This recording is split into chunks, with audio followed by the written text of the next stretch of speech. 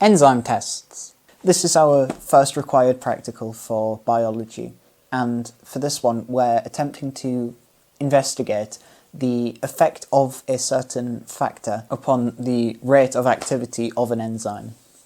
So to avoid shelling out on a great big electron microscope that would cost thousands and thousands of pounds just to see this one test, what we can do instead is we can perform a qualitative test which suggests, compared to a quantitative test, that we simply look for something like a colour change. That's the same as most other biological molecule tests, from the Burette test or the Benedict's test, where we're not actually looking for a certain number, but instead for a colour change. The same can be said about this one, except we need to make this a bit more accurate. So we can perform what's called a semi-quantitative test, where even though we are technically looking at the change of colour, we can measure that change of colour to a very precise number, such as in the case of a colorimeter. When performing this test, these values can range wildly, with positive and negative values, with 0 being the original tested calibrated substance that we've put in the colorimeter, and plus being more opaque and negative being less opaque than the original substance. Using that knowledge, it's quite easy to see how we can use enzymes in this situation. Enzymes either break up or put together molecules. The things we will need are the concentrations of enzymes that we're going to be using. Each of these concentrations will be suspended in water. Usually we go up in intervals of 0.2 mole per test, and we can assume that 0 moles of enzyme is going to result in a 0 reaction rate. But we can test it if we want to, just to make sure. But again, it's unlikely that it's going to happen because of the high activation energy that is required to undergo this reaction of breaking down into a water solution. Each of these tests that we are carrying out will be separated and measured against time. Because we're not changing the lipid concentration, we will keep a constant 1 mole value of lipids at hand. And hopefully the highest absorption rate out of any of the tests we'll do will be the first value, otherwise something's gone majorly wrong. And somehow enzymes suspended in water has become more optically dense than milk. So let's say we're investigating the effect of 1 mole of enzyme concentration on the breakdown of this lipid solution. What we'll do is we will take this stock of 1 mole per decimeter cubed of enzyme and place it into a cuvette. Cuvettes are simply glassware that light can be fired through in order to test the absorption of the liquid inside of this glassware. We place the glassware into the colorimeter and we calibrate the colorimeter so that that value of the suspended liquid will be 0.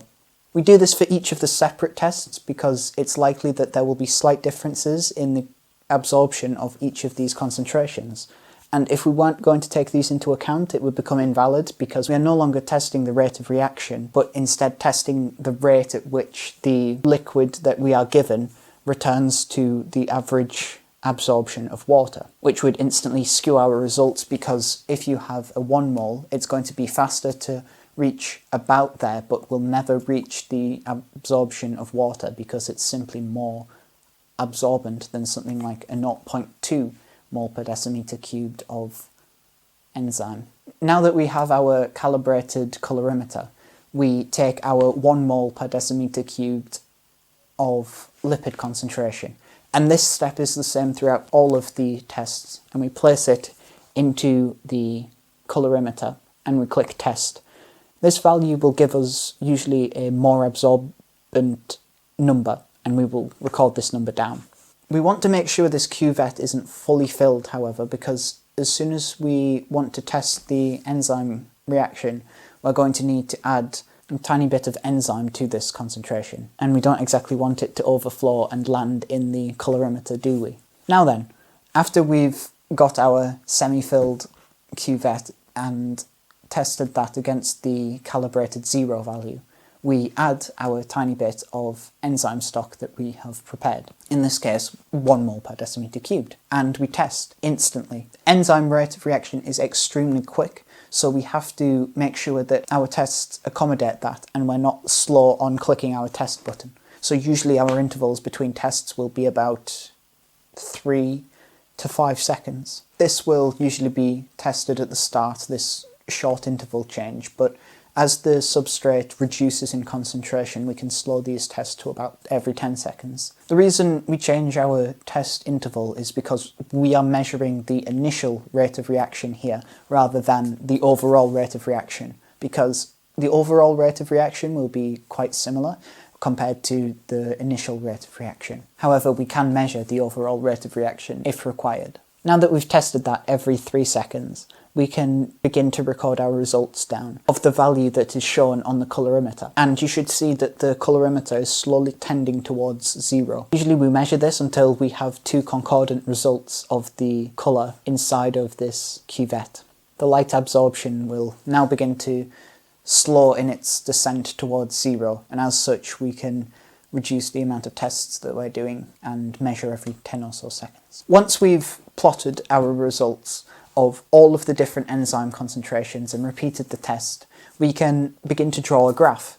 And it's important that we do draw a graph because it's quite difficult to find the initial rate of reaction for this experiment without drawing one. What you'll find is if we draw a absorption over time graph, we will find that there will be a steep slope initially and then the reaction will tail off towards 0. So to find the initial rate of reaction, we go between 0 and about 10 seconds, and we will measure a gradient. To do this, we usually draw a tangent around that initial curve in order to produce a straightforward result. We can then find the gradient of that curve. Once we've done this for every single test that we've performed, then we can transfer the initial rate of reaction of all of these tests onto a single graph, and we can compare the results. This is where we can fully compare our results of the rate of enzyme activity compared to the concentration that we placed in the cuvette. And this test isn't exclusive for enzyme concentration. We can also consider temperature, we can consider substrate concentration, pretty much anything that we've decided that affects enzyme rate of reaction, such as pH. And we can do the same method except changing the factor that we're affecting.